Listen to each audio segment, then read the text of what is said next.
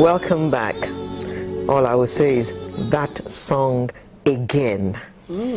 Right. Yeah, all we have. Anyway. Yes, very correct. I mean, we've said that we should examine that song to become our national anthem. But let's leave that song alone and go to more pressing issues facing us in the country right now. The president seems to be leaving no stone unturned in this determined fight against corruption. And the fight seems to have shifted from the political arena now into the courts. If you recall, in the course of, last weekend, a number of judges and Supreme Court justices were picked up. Sylvester Unguta and Inyang Okoro, Supreme Court justices. The suspended presiding justice of the Court of Appeal, Ilorin Division, Justice Mohammed Ladan Samia, was picked up in Sokoto. Justice Adeni Ademola, Federal High Court. Chief Judge Enugu State Justice Umezurike, Justice Kabiru Auta of Kano State High Court, and Justice Muazu Pindiga, Gombe State. It's a long list. It is a long list, and guess what? We hear that 8 others are being probed for graft-related offenses. Phew. Now, to help us examining this matter, it's my pleasure to welcome a legal practitioner, Mr. G.T. Ogunye. It's my pleasure to be here. Thanks for inviting me. Next to him is the Director of Integrity Group, Mr. Livingstone Weche. Thank you. Morning. And on my right is a member of the House of Representatives, Honorable Kende Odeneye. Good morning. Morning. Good morning. And joining us from our studios in Abuja is a development law consultant. Oh, sorry. Is a law consultant for EFCC and CEO Forthright Chambers, Frank Tietie. Good morning. Good morning. Thank you for joining us. Now, we have heard all kinds of comments in the course of this week regarding this matter. We've even heard positions from the NJC and from the NBA and from many lawyers.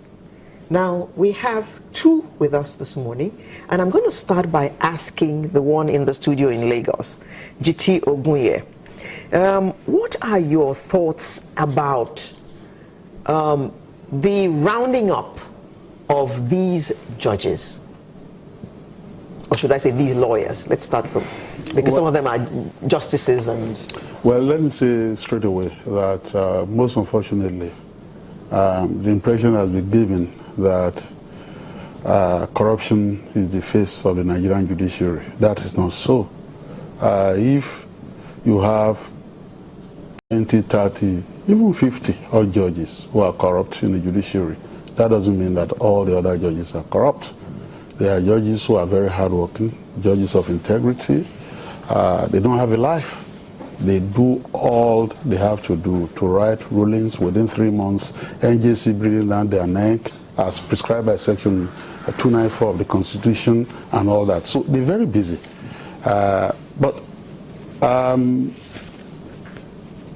those who are in the legal community, the bar and bench and the NJC, have a responsibility to distance themselves from infamy and not build solidarity in line with an esprit de corps feeling around those who are corrupt. They should not impede law enforcement agencies and the anti-corruption agencies in doing their work, because judges are not above the law. And so my thoughts are that, contrary to the lie that was told initially by the NBA and some other early interveners in an impulsive fashion, rather knee-jerk, without even looking at the law, judges can be arrested, not only in this jurisdiction, but elsewhere, if they've infracted the law. I've heard the argument that the NJC has responsibility to regulate the conduct of judges, first on the issue of appointment, and then second on the issue of sanctioning them, finding them guilty for misconduct. The ultimate sanction being expulsion from the bench, recommending to the executive to dismiss them. But that's as per their administrative responsibility. The NJC is not a court of law. The NJC is not a law enforcer in that sense. They cannot investigate criminal offenses. So if an act of misconduct, as alleged, also constitutes a criminal infraction, the NJC does not have responsibility to do that. But I reckon that a lot of people think that judges cannot be arrested, even for lawyers. Is it really that judges can't be arrested, or the manner in which they were arrested? The law has said that they can be arrested anytime, once you are executing a search warrant. Again, that was the initial lie told by many people, that they couldn't be arrested in the night. No, but they could have been arrested and their dignity left intact. They're not John Doe on the street. Okay, these are very respectable people in society, and couldn't they have been invited? If did they have to break down doors to go and get them like they were common criminals? Sir and Mas, if you had exhibit in your home, money, weapons, or other things in your home.